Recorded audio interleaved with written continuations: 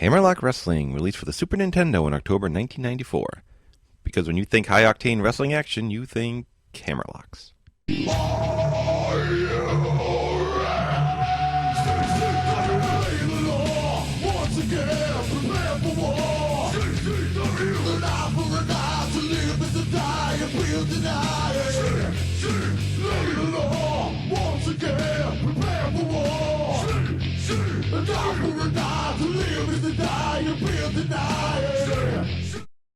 The game was developed by Jaleco? Jaleco.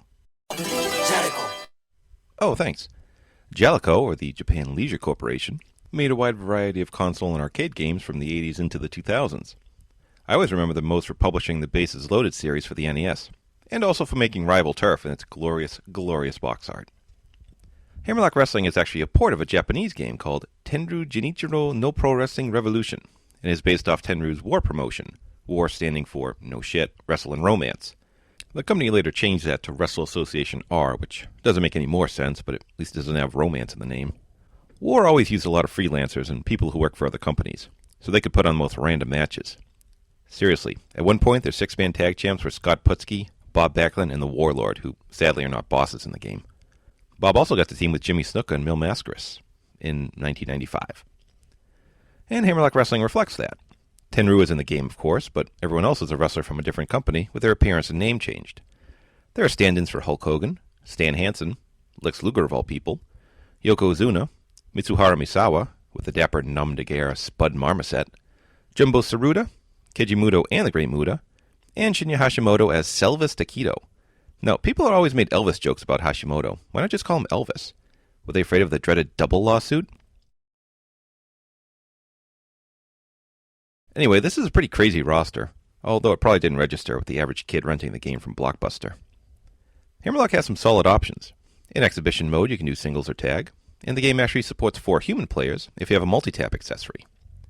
There's the usual beat everyone and become champ mode, with the added bonus of a password feature to save your progress. There's also tournament and round-robin mode, the latter of which features both singles and tags. You can always tell when a game's from Japan when it has a round-robin mode. The only downside of the last 2 options is you can only do an 8-man tournament and a 6-man or team round-robin. Want a tournament with you and 3 friends? No can do. Want a round-robin with 3 people, like the early days of ROH? Nope. That's why you can only do a singles tournament, since there are enough wrestlers for 8 teams. I mean, they give you a zillion options for time limits. Why can't we do a 4-man tournament? Start the game and you may notice something interesting about the presentation. The screen is split into 3, with the normal gameplay being confined to the middle, and the top and bottom are close-ups of the wrestlers in action. And I'm not sure why they did this. If I'm playing, I'm only focusing on the middle portion of the screen, since that's where you control your wrestler. And I'm not paying attention to the other screens. Tecmo World Wrestling did a great job inserting cutscenes, so it didn't detract from gameplay, and those were only for special moves at the end of the match. This has split screens for everything, even if your wrestler is just walking around or laying on the mat. Plus, the wrestlers in the middle portion are tiny to squeeze everything in. Even worse, sometimes for certain moves, the screen shifts and takes over the middle, which is even more jarring. I really don't get the design choice here.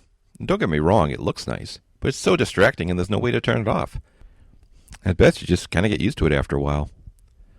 For whatever reason, there's music during the matches in the Japanese version, but none for the North American port.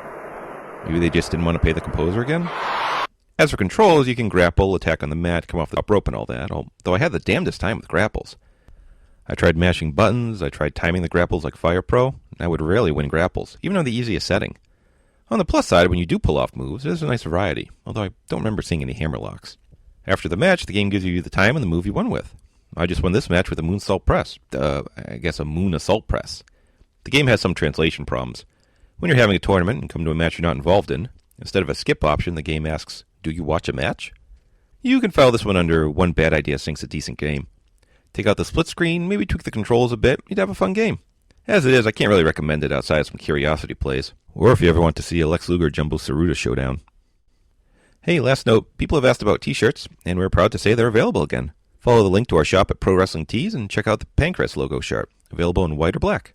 The more we sell, the more designs we can put up. And if you have an idea for a shirt, let us know. And thank you for your continued support. Till next time, thanks for watching, and remember, a winner is you.